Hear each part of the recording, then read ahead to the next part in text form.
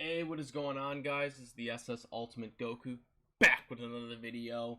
And today I'm gonna be reviewing the Batman, the Killer Joke, movie, DC movie.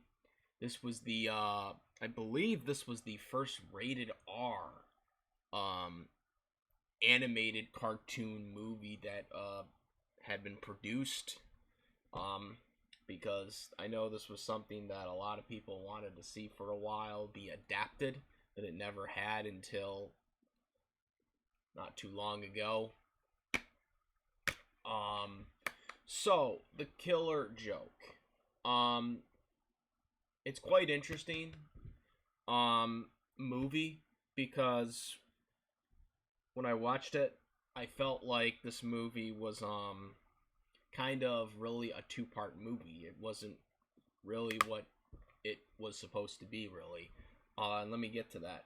So, the first part of this movie really had nothing to do with Joker.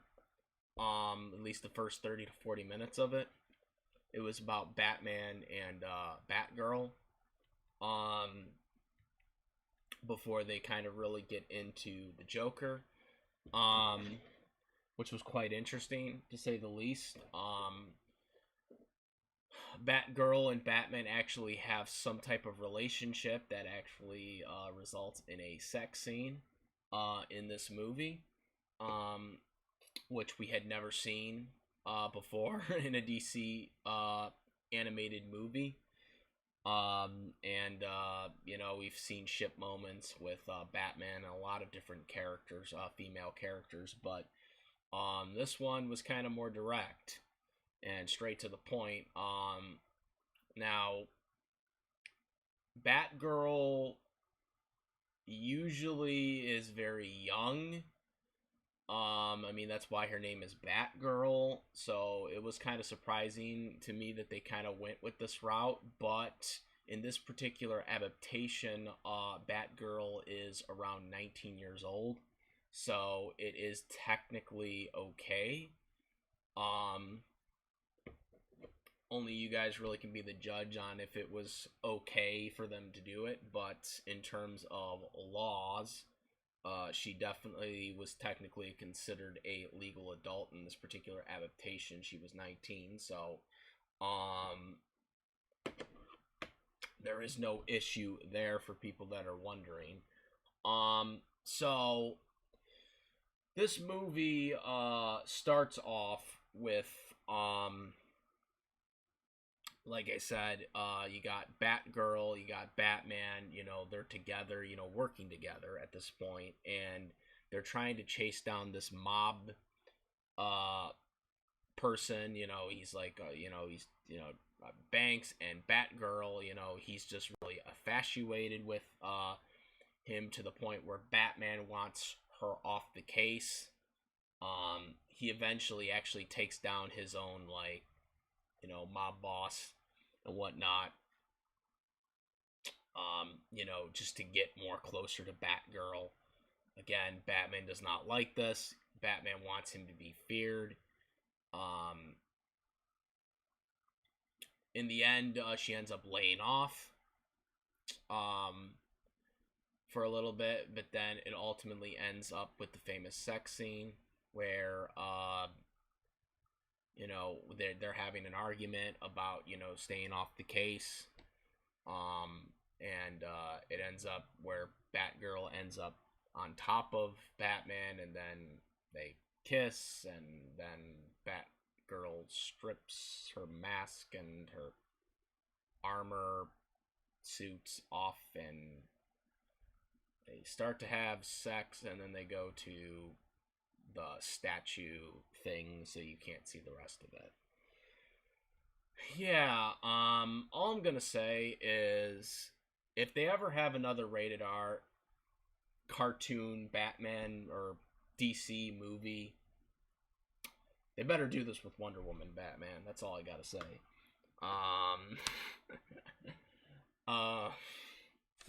They only did this in the animated series, but it was off screen, because or not the animated series, in Batman Beyond, which was a spinoff to the animated series. They mentioned that they had a thing. They had a thing, when Robin got pissed and shit like that, but they never really explored it after that. Because it was a flank. It wasn't like they were like seriously in like love or whatever. It was a flank, and that's what this was. This was more of a flank type relationship. And yeah, it was a flank relationship. It was not they they didn't really like each other like that, but Batgirl just was infatuated with him because they worked together all the time, and that's really what this was. Um,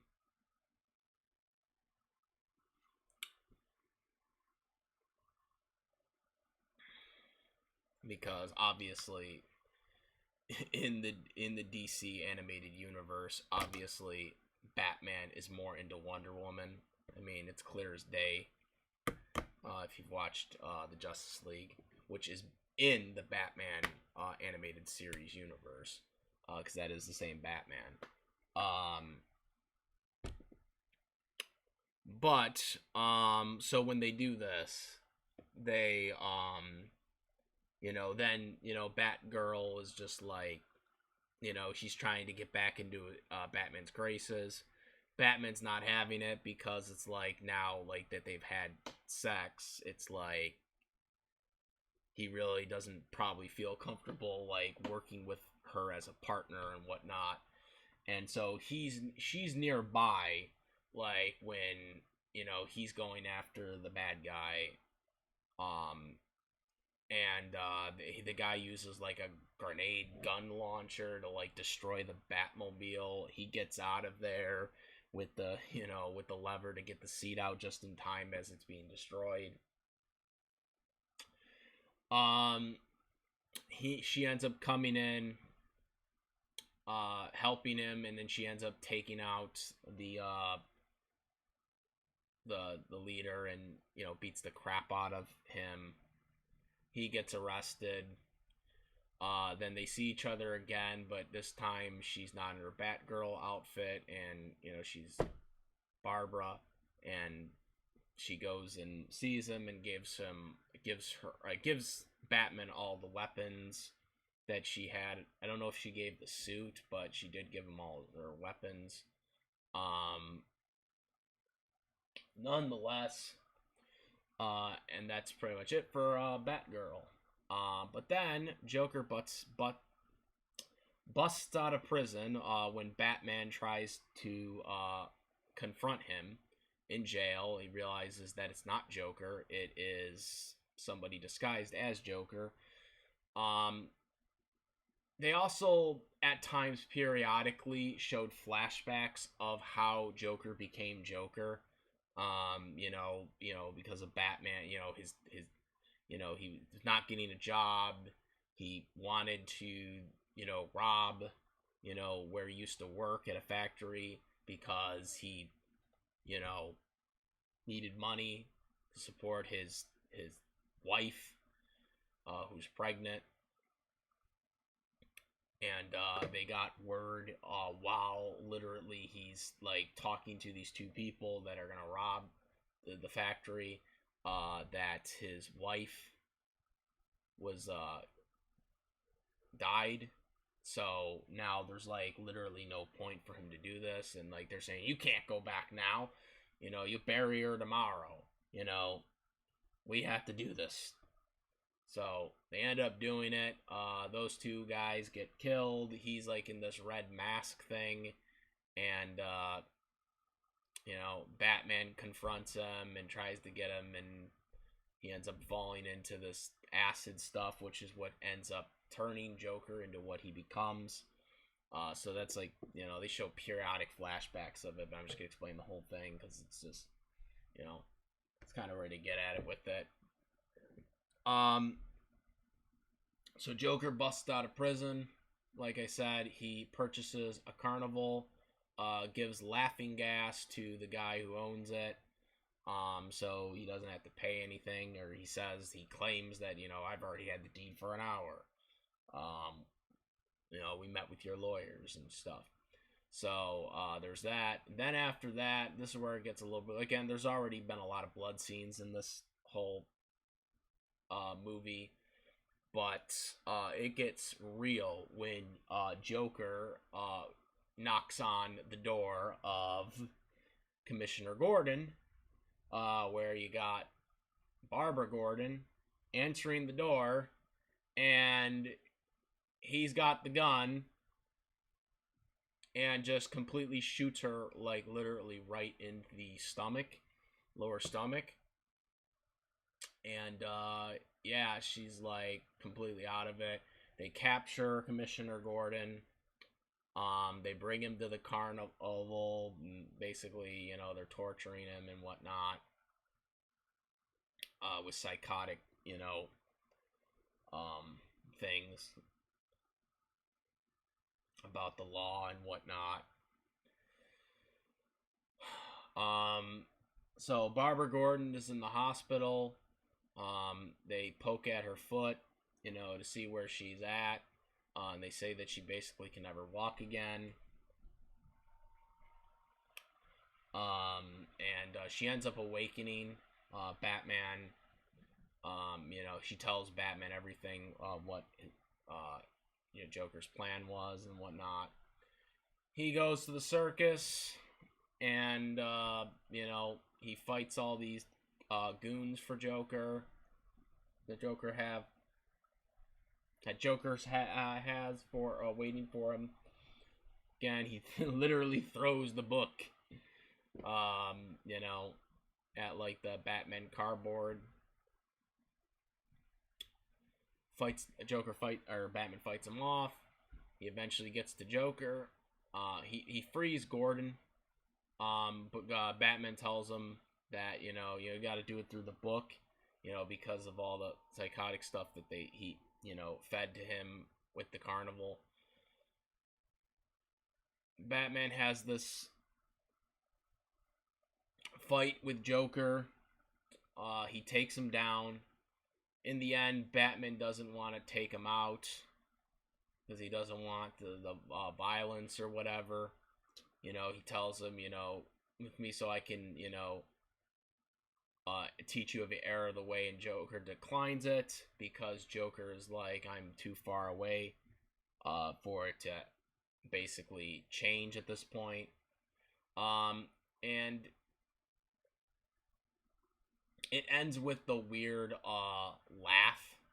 Joker makes a joke, and it ends with a weird laugh. Like, Batman is literally laughing at the end. It's a weird, awkward ending, because it's just not the typical ending you would see from a Batman ending. After the short, brief credits, you see Barbara Gordon in a wheelchair, and she goes into a room. And then the next thing you know, you see all these like high, tech computers and stuff, that she's working on, basically working with Batman, and whatnot. And that's kind of how the movie ends. Really interesting movie. Like I said, the movie kind of was like really a two-part movie. It really, like I said, the first 40 minutes really had nothing to do with Joker. And it was more about a romantic flank between Batman and Batgirl. But it was okay. I guess they were doing this because they, in the Batman Beyond, they mentioned that this actually happened at one point, but at the same time, in that continuity, she actually ended up having a kid, which in this movie, or she got pregnant, I should say, but in this movie, that obviously does not happen because she gets shot. So if they were trying to go for them just having a sex scene, because they never actually have one on screen in the Batman animated universe. This was probably not the right one to have done it in because obviously she just gets shot at, so it's obviously a different continuity completely. But nonetheless, it is what it is. I'm just gonna say right now, they ever do, like I said, they ever do explore the old Justice League universe again. I heard they're doing the comic book, a continuation of the Justice League series from 2002, or Justice League Unlimited, which was the end of the Justice League series. They better do a Batman Wonder Woman thing, come on now, like this is some bullshit. You give him the flank. You give him a flank, but you don't give him the person that actually loves him. Like, come on now. I prefer Batman and Wonder Woman. But yeah, it's a good movie. If you like rated R animated movies, this is definitely for you because I doubt they'll do another one. Like I said, I think this had been delayed for a long time because of the nature of the movie itself being rated R. Probably aren't going to see another rated R movie like this again for, animated stuff like this. So it's definitely a rare treat. I think it was a good movie. I'd probably give it a 7.5 out of 10. Movie. Just because it's not really like I said, it's really two movies really and a half. The Batgirl stuff really wasn't in the novel of The Killer Joke. So this was adapted just for the movie. So, it was kind of cool, I guess, but at the same time, it's weird that they put them together, obviously, as we said earlier. It's cool that Batman got to, have some love, but at the same time, it's really weird that it was with Batgirl.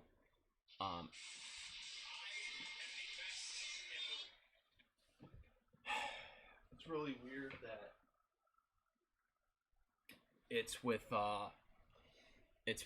Batgirl, but nonetheless, quite interesting, to say the least, that they would go in that route with this movie, especially since it's not that, significant to the actual plot of The Killer Joke, but they went with it. Obviously they made sure she was old enough in this movie so it'd be acceptable. But still just kind of weird that they would go that route. But nonetheless, good movie. A lot of violence, a lot of blood. But weird ending. Weird ending to say the least. You didn't get that, heroic really ending, it felt like, since they were laughing at the end there. But it was a good movie. I would check it out if you like a lot of violence, because this has a lot of violence. It's got blood in it. It's got, sex if you like that, I guess. You got your love scene and whatnot. But yeah, guys. Good movie. Let me know what you guys think. Comment, rate. If you like this video, my videos, please subscribe. Make sure if you're not a subscriber to subscribe, because a lot of people that are watching my videos aren't subscribed and missing out. So make sure to subscribe, hit the notification bell for the latest contents. Links all in the description. That is about it, guys. I am the SS Ultimate Goku. I'm out of here. Peace.